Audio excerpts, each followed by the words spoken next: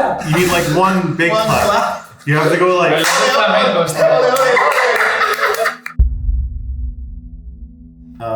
In front of you, you each have an operative sleeve that is containing the details of your character and all of their various bits of equipment and paraphernalia. I'll let you take a moment to read. Okay, guys. I'm this character. Well, this is literally me. Exactly. Yeah. The large sheet is your operative dashboard. That's the sort of fundamentals of your character. On it you have the character, their cult, represented by the icon, and you also have your various dice pools and traits. Each character has two sides. The red and black side is primal. Primal represents your character's sort of more instinctual, a bit more aggressive, a bit more violent state. And then on the other side, which is black and gold, you have focus, which is a bit more cold, logical, and calculating. On each face, the dice pool and the defense might be different. You'll also have three traits. The first trait on either side is an active trait, and we'll get to that, what that is in a moment. And then the other two are passive, so they're always active. And the third trait is always the same on both sides. When we get into the game, you'll be switching between those depending on what fits the situation best and so on. On the board, your operatives are all represented by a model. That's where your character is, and that's where you're going to be focusing on in terms of what's going on in the game. Your operatives have access to a number of actions. Movement. Every operative, unless specified otherwise, can move 2 tiles when they take a move action. So when you move, you pick up your model and you move it across 2 tile borders. Yeah. The borders are what matters for moving. So anywhere inside That's one a tile is one tile. That's not a tile border. Yeah. So this is the same tile. Yeah. When you're moving across flat terrain, it's no problem. The map has terrain on it.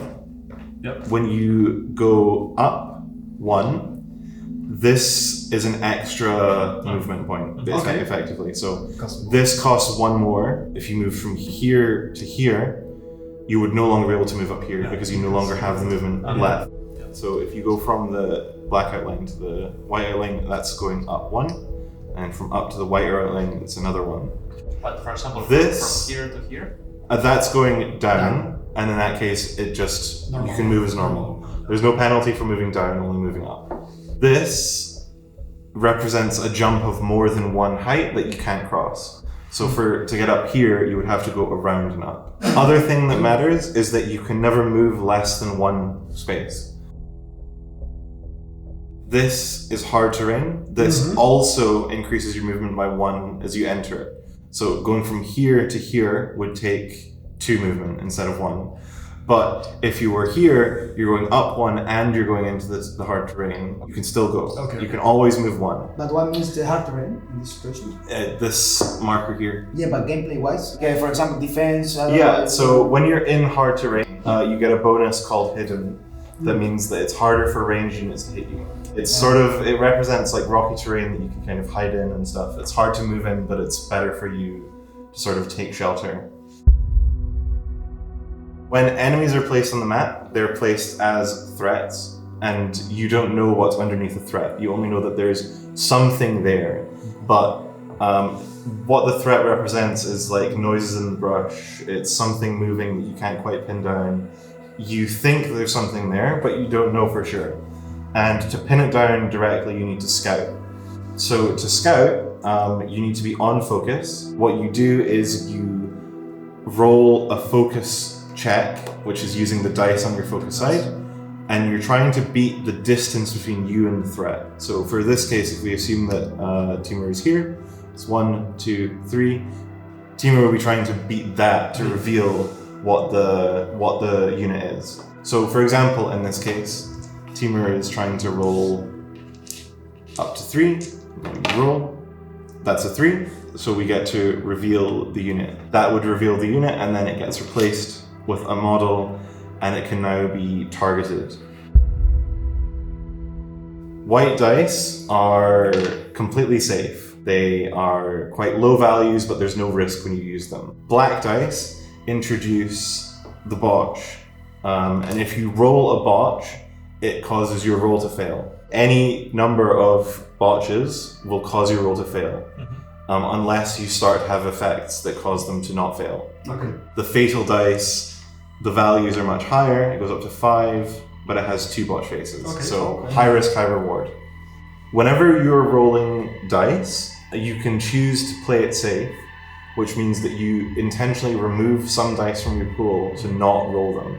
The other sort of mechanic that you can use with dice rolls is called overcommitting.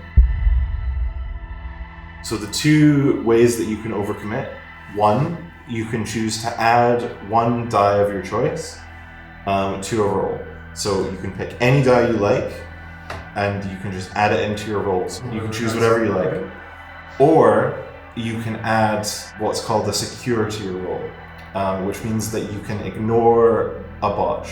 Secure means you can ignore up to the number of botches associated with it. So if it's secure 1, you can ignore 1 botch. The trade-off for overcommitting is that your opponent will be able to draw a tarot card. The tarot cards all have various effects. They all have different uses in the game. You have a little handout over there Nice. with the different effects and so on. They're pretty powerful, and by overcommitting, you give me 1, but you gain a benefit to your roll. Once. Any roll once. Okay. One exception is if you get 1 from overcommitting, you can't use it to influence the roll. Okay. So, for example, if you overcommit and I draw something that would let me negate your action, I can't use it because that would be terrible. Tarot cards can be played out of turn.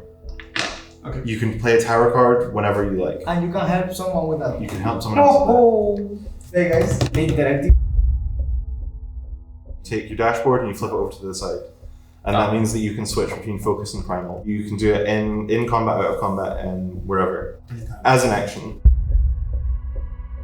Pick up and trade items as an action. So that means that you can pick it up from the ground. When it's on the ground, there are little tokens for it. You can trade it, so that means pass it between you as an action. Enemies can pick up items, yes. No, drop them. When we kill them, Oh, no. Generally, no. Okay. We're not farming 20 bear asses. Dropping items, it's free, so it doesn't take you an action to drop something. Okay. And then someone else can come pick it up. A question for that. Dropping item, what does mean? Like it means that you take your item and then you place it. But It goes on the board. You can give something to another player, You have to but that means that you have to be on the same tile. As an example, explosives require you to drop them on the tile, okay. and then they have like a timer that will go off. The ways that you can attack, you all have your items. You'll notice that items have their own dice represented on them. So this is a handling pool. It's added to whatever pool you're rolling with.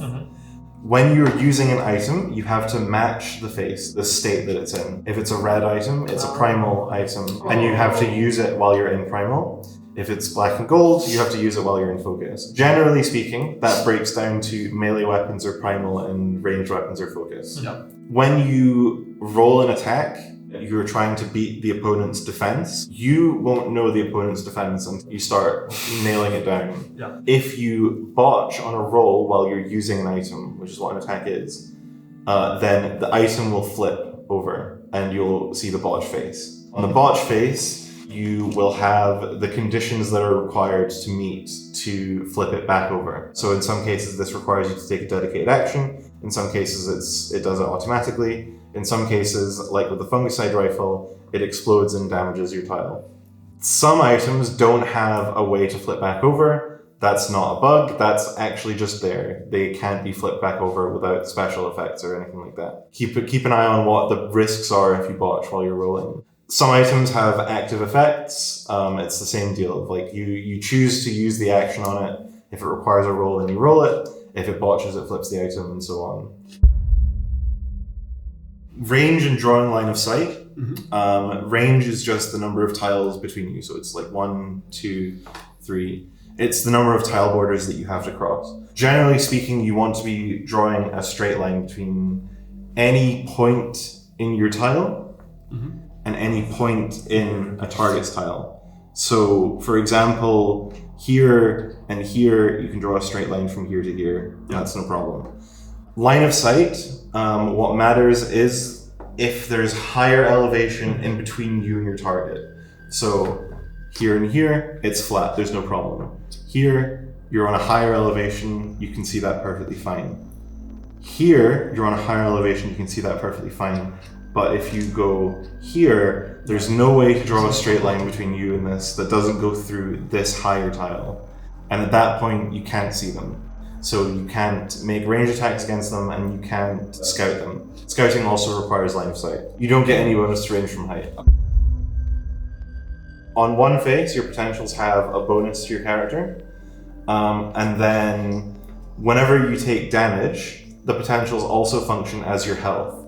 So for each point of damage you take, you will flip one of your potentials over. You choose. Okay. And it becomes a flesh wound. And I'm contractually obligated to inform you that you must read out the text. You have both of your potentials flipped to flesh wounds and you take damage. You start taking trauma, and that means that you discard your potentials. The only way to get them back will be if there's special game effects that cause it, or by progressing through the campaign. You lose it for the campaign, not for the... It's not just the rest of the mission. It's everyone going forward. Yeah. So be careful, guys, please. Obscuring means that a marker goes down on the map. This tile is now blocked. So you can't draw a line of sight through it, and you can't draw a line of sight into it. If you're in an obscure tile, you can't see out. Okay. The actual turn order and how you guys will be acting. At the start of each round, each of you gets one edge token. In any order you like, you guys can choose amongst yourselves what the turn order is, which is called entering your active phase. In your active phase, you get two actions. You can move, you can shoot, you can scout, you can do any action, and you can repeat actions. So you can move twice, you can attack twice, there's no limit on that. After you've taken your active phase, you give me your edge token, so for example, and there's a reaction phase. And in that, I can choose to use this to activate one of my units. So for example, I could choose to activate this unit. I would spend my edge token, and I can now take one action of my choice. Hostile units generally get the same actions that you do, so they can move. I don't need to scout because you guys are all pretty obvious. They can attack and so on. And whenever I'm attacking, I'm rolling against your defense the same way that you would be rolling against mine. I'm allowed to stash up to the number of operatives. Okay. So in this case, I can keep up to 4 tokens. After I build up to 4, I can't stash any more. That's pretty much all the actual game mechanics, and we can start getting into things. Each mission starts with a briefing for you that tells you what's going on and where you are, and sort of gives the context of what's going on. And then what happens is that we go into the intel phase. In the intel phase, it's the character selection screen that also doubles as a way of giving you some information and gameplay benefits for the upcoming mission. So each mission has a number of intel available, and each intel is traded with me. So in exchange for giving you intel, I get to draw tarot cards. And each intel corresponds to one tarot card. Cool. And what you get out of it is, one, you get some text that tells you a little bit about the upcoming mission. So for example, maybe there's a specific feature of the map that you learn about because of the intel. And you also get a gameplay benefit from it, which might be known to you or it might not. But there will always be some gameplay benefit to taking intel. Okay. And it's up to you to decide whether it's worth giving me a tarot card. You'll notice that all of your operatives have a concept at the bottom of their sheet. You all receive the concept at the end of the intel phase, no matter what.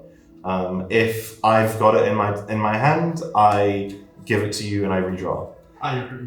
So you will always start with at least one arcana. In some cases, some characters can start with more, but you will always at least have one, and it's the one that corresponds to your character.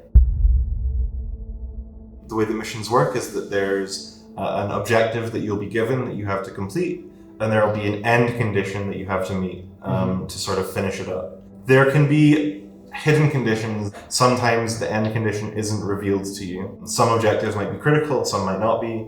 There might be some situations where you can go off the beaten path a little and find some other things. The hostile also has objectives that you don't know. There's a default implicit objective that I'm trying to kill all of you. Not good, not fun. But I might have other schemes going on. And at the end of every mission, there will be consequences, which can involve, depending on how well you've completed your objectives, gaining potentials, recovering items, or gaining the opportunity to draw extra tarot cards or similar at the beginning of the next game. Terms that might show up. Secure, we already mentioned, it lets you ignore one up to X botches. If you see success plus or minus 1, it just means after you've rolled, you just add that number or subtract that number. Hidden is what you get when you're in the hard terrain. It increases the effective range. For example, I was trying to target Timur from here. Normally, I would go 1, 2, 3. But Timur is in hard terrain, so what I actually do is I go 1, 2, 3, 4, 5. Two more. It's 2 more. It's insane. The other way is The other way, you get no penalties. Oh. And also, if someone area attacks the tile and you're in hidden, you get a bonus of 2 to your defense. A displacement means that you pick up your character and place them somewhere else within a certain range. Wow. You ignore hard terrain, elevation, anything like that. Displace, it's a kind of a powerful effect, so some units have it in some specific situations. For example, one of the later characters has an active ability that's like displace 1. And tarot cards also sometimes let you displace. Another way of revealing threats is to face check it. Like, if you move into a tile with an unrevealed threat, it's revealed, but the unit underneath, if it exists, because sometimes it's not a real unit, also gets to ambush you. When they ambush, they get a free action that can be, but doesn't have to be used to attack you. The other important thing about this is that if you were to leave a tile that contains an enemy, they'll get a sucker punch on you, which is just a free attack. Similarly, if they were to leave the tile, or if they were to be moved out of the tile, you would sucker punch. Displacements don't trigger sucker punches. Stunning means that I cannot activate a unit. Operatives can also be stunned, at which point you effectively would skip your active phase. I would still get the edge from it, and you also have defense -2. Enemies always have 1 health. Always, all of them. Unless they're a champion, in which case other things happen. So there are champions. Surprise. Who would have thought there are champions? Okay. We'll get to the details. Billy